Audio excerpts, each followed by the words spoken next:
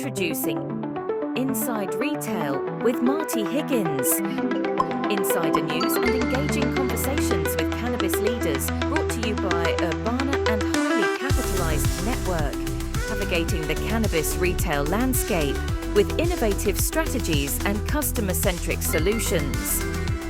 Join Marty Higgins as he brings you insider stories and cannabis retail market trends. This is Inside Retail with Marty Higgins. Hi, this is Mark Collins at Highly Capitalized. Here, I'm with Matt Hawkins from Entourage Effect Capital and Marty Higgins, the CEO of Urbana Retail. And in this episode of Inside Retail, we're going to look at California and all the dynamics that are happening in that market. And we're delighted to be joined by Matt Hawkins, who's one of the leading subject matter experts, not just in California, but across the nation, through his investment work with Entourage Effect Capital, but also his hands-on management of many of his portfolio clients over the years. So Matt has a very unique view of the total cannabis market. And we have Marty, who also has a great view of the total cannabis market, but is a specialist in California. So we'll hear from both those perspectives about what the future is, not just for California, but for the whole industry.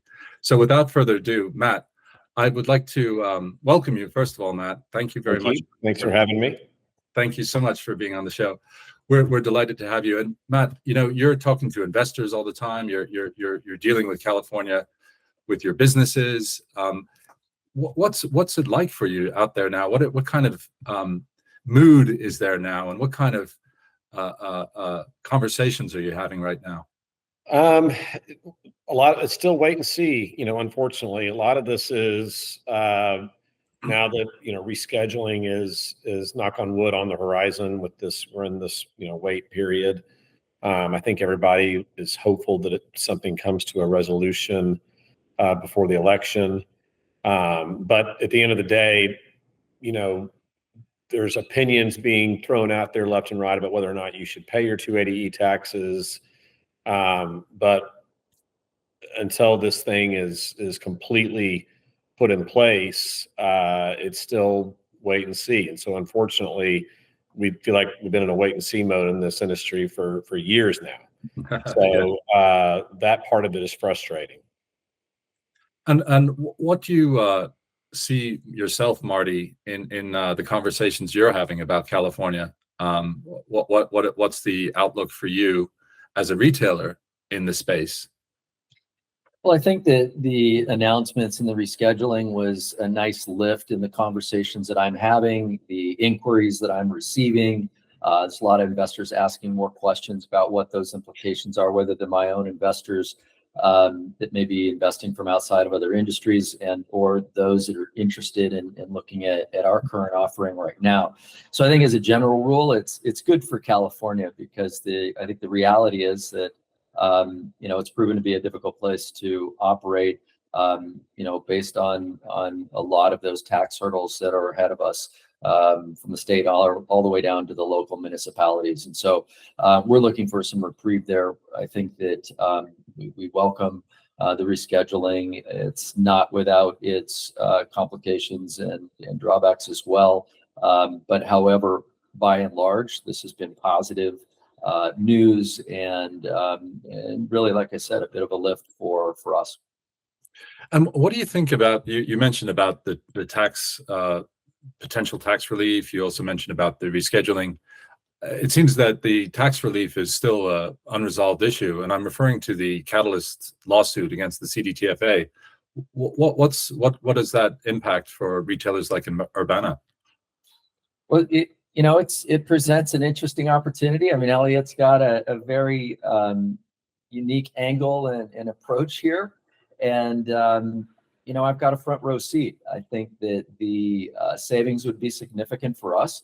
If you're looking at a per transaction saving on the types of hardware that he's talking about in that lawsuit, could it be anywhere from $50,000 to upwards to $100,000 in savings? And we've got to sell a lot of cannabis to net those kinds of savings. So, but I think that one of those items was the potentially bigger question was just the overall process and the response to the lawsuit, the state's emergency process to quote unquote fix the loophole. I mean, I'm really interested in that as much as I am in seeing how the bigger picture is going to turn out.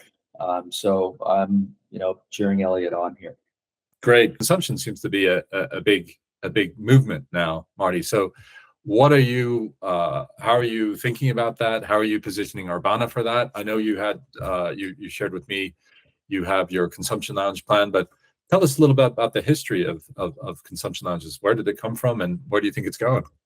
Yeah, absolutely. Well, San Francisco was the proving ground for the first 8 consumption lounges that opened, back in the early Prop 215 days, and we were fortunate to come in and operate 2 of those licenses. Marty, you had that on Geary, didn't you?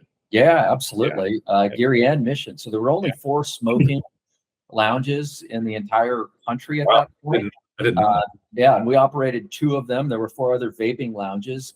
And, thankfully, San Francisco was progressive in seeing the future of providing, it was rooted in providing safe access, primarily being a community benefit. So that people aren't smoking either, in public areas and what have you. And that has blossomed into what you're seeing, in the news on the LinkedIn feeds today, where, today's cannabis consumer is looking for an experience. You mentioned the state fairs and other areas that are opening up cannabis areas and recreational. Well, that's obviously been going on for years at rock concerts and other types of cannabis, pro-cannabis type of events.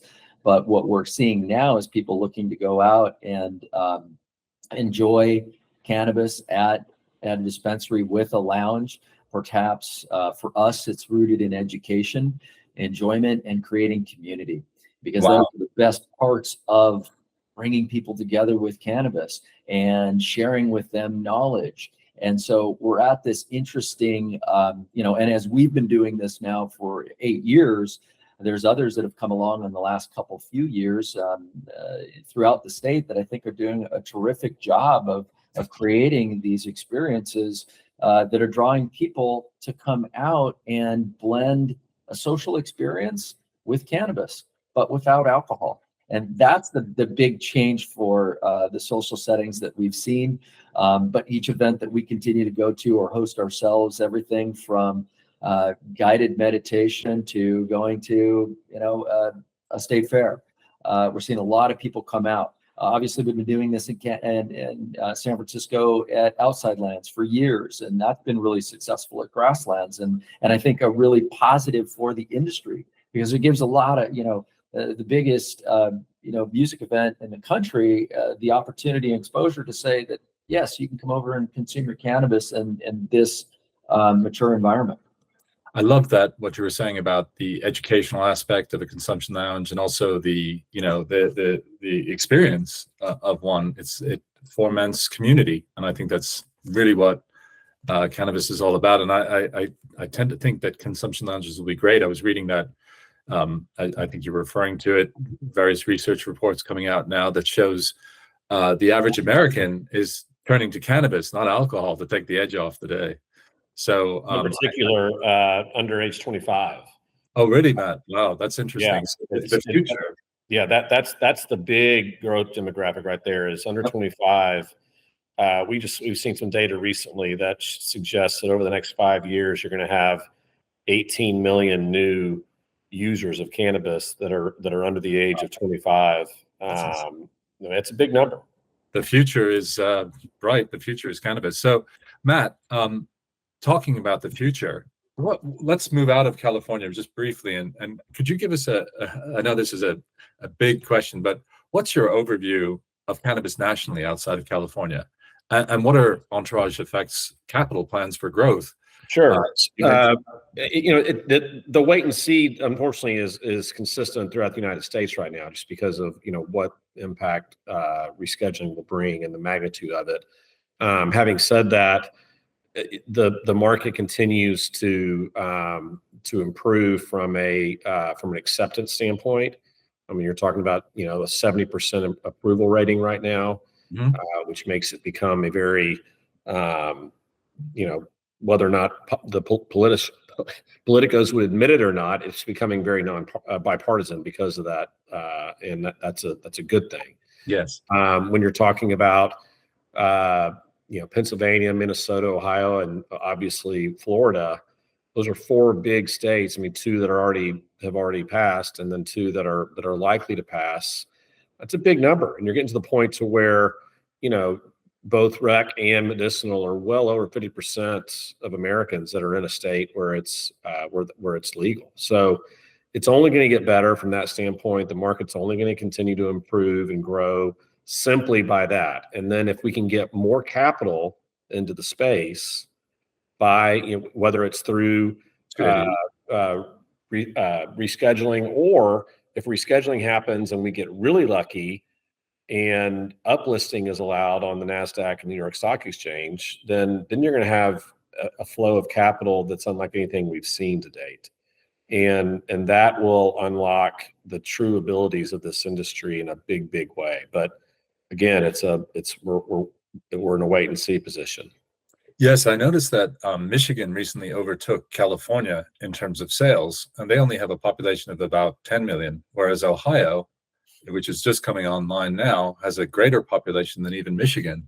So I'm encouraged. That's primarily driven by the fact that the illicit market they're competing with isn't as robust as in California. And until the state does something about that, let's just get down to brass tacks. And until the state and the local levels do something about that, it ain't going to change, regardless of rescheduling. So that absolutely has to happen.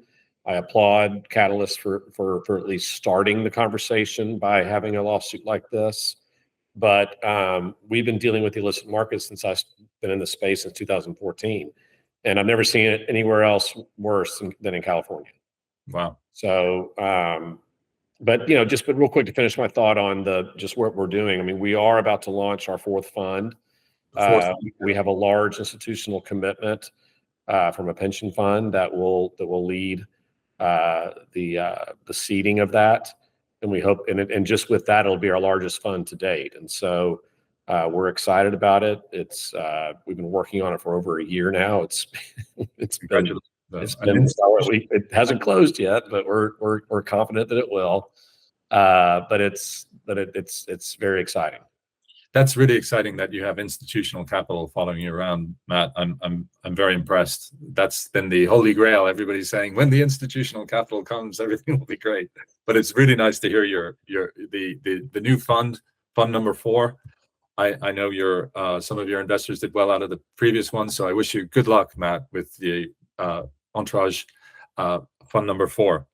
Marty, I wanted to ask you one last thing: is when are the consumption lounges going to be online? When are we going to be able to go into the Urbana Consumption Lounge? So you can visit 2 of our spaces today in San Francisco, Urbana Mission over on 29th and Mission, and then you can come out to Urbana Geary at 10th and Geary.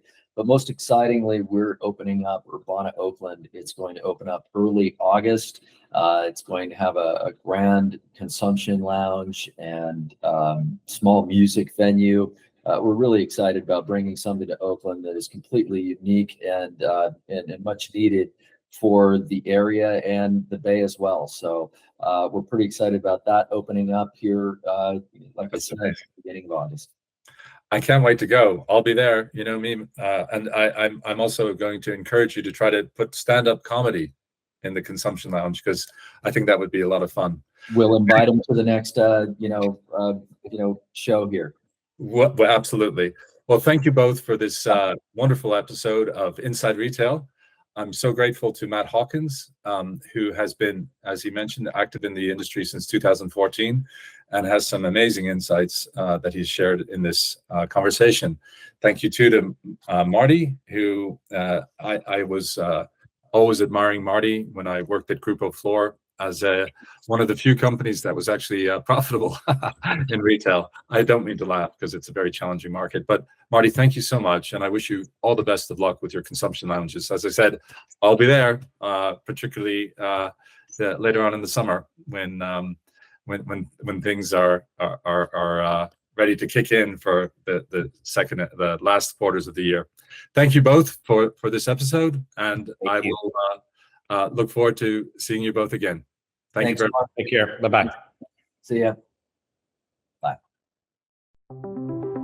Introducing Inside Retail with Marty Higgins. Insider news and engaging conversations with cannabis leaders, brought to you by Urbana and Highly Capitalized Network, navigating the cannabis retail landscape with innovative strategies and customer-centric solutions. Join Marty Higgins as he brings you insider stories and cannabis retail market trends. This is Inside Retail with Marty Higgins.